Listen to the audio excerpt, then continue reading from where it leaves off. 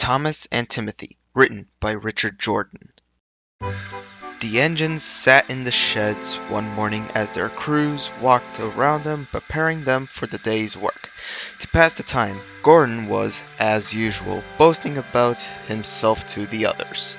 "My brothers and I are all-powerful express engines," he gloated, "always ready to fly down the line with our passengers." The other engines rolled their eyes, but Thomas was intrigued. "Do you have many brothers, Gordon?" asked Thomas. "Oh, yes, and many cousins, too. They are all big and important, like me." "I had brothers, too," Thomas said solemnly. "Oh, really?" said Gordon. "You always seemed one of a kind to me, always so annoying." Edward shushed the big engine.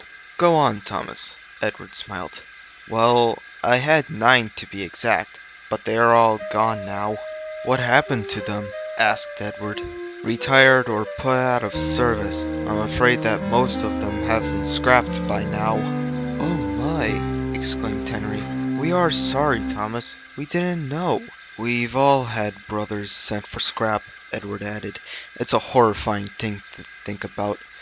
But none of us were ever very close to our brothers, but it seemed like you were, Thomas." The engines were sad to see that Thomas was becoming very emotional. Even Gordon. They all felt sorry for Thomas. "I loved my brothers," Thomas said with a broken voice, "especially Timothy." "Timothy?" asked Henry. "He was my oldest brother, and my best friend," Thomas said. "It would take a while to explain." "Tell us, Thomas. It will make you feel better," Percy said. "Yes," said James. "We've got plenty of time before our first trains." And so Thomas began his story. "My brothers and I were built many years ago near the south coast of England. Timothy was the first built, and I was in the middle. The 10 of us were all very close, working in and around the marshalling yards and docks. Timothy, being the oldest, looked after all of us, and was something of a father figure, especially to me, being the youngest." "That's wonderful, Thomas," Edward remarked. The other engines agreed.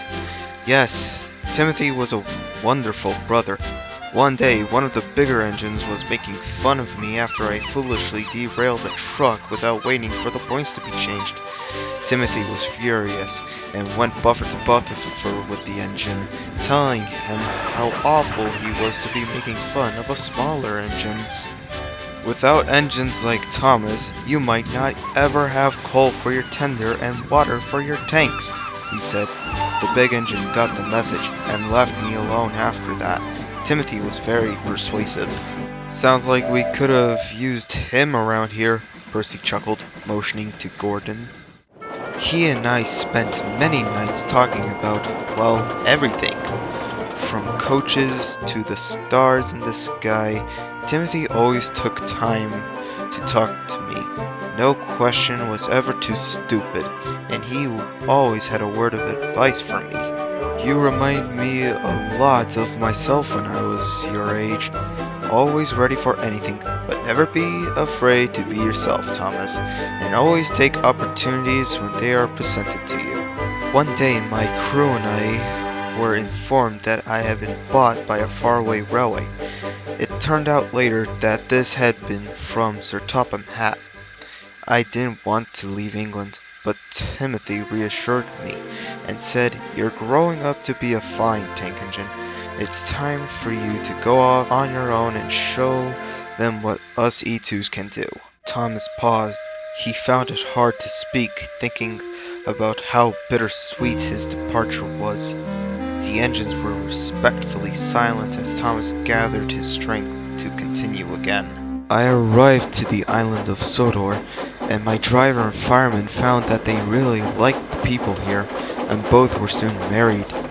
I began to enjoy my new home too, but always felt guilty for leaving Timothy, even though I knew it was for the best. But I never heard from Timothy again.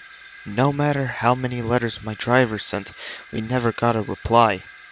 "Maybe he was busy," Percy suggested. "I wish that were true," Thomas sighed. "One day we did get a letter, but it wasn't from Timothy. It was from one of my other brothers. What did it say? Asked James. Thomas gulped. It said that Timothy had plunged off of a new viaduct they were constructing near the harbor. His brakes had failed and he couldn't stop at the station. Thankfully, there hadn't been any passengers on his train, and his driver and fireman had jumped clear. But Timothy didn't make it. And here I was on Sodor. Oh, I wish I could have spoken to him one last time, said Thomas. The engines didn't know what to say. They had no idea that Thomas had been suffering for so many years with the knowledge of his brother's demise. But it was apparent that Gordon's boasting about his brothers, some of whom were still healthy and running well, had been a poor taste. Later that afternoon, Gordon approached Thomas, who was sitting at the station with Annie and Clarabelle. "I hope you will forgive me for boasting about my brothers this morning," said Gordon. "I didn't know it was such a sensitive area for you." "That's okay, Gordon," Thomas smiled. "Timothy was taken from me so suddenly and for so many years I didn't know what to do. But Timothy was right about one thing." "What's that?"